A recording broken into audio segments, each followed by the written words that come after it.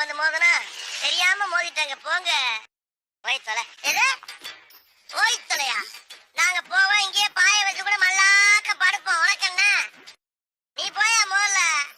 வேண்டாம். என்ன கொடுத்தாங்க உனக்கு வேணாங்கிறப்ப? நான் மோசமான ஆள். நாங்க ரொம்ப கேவலமான ஆளு. கேவலமான ஆளுனா எந்த லெவலுக்கு இறங்கி அடிமட்ட வரைக்கும் போய் அலசுவோம்.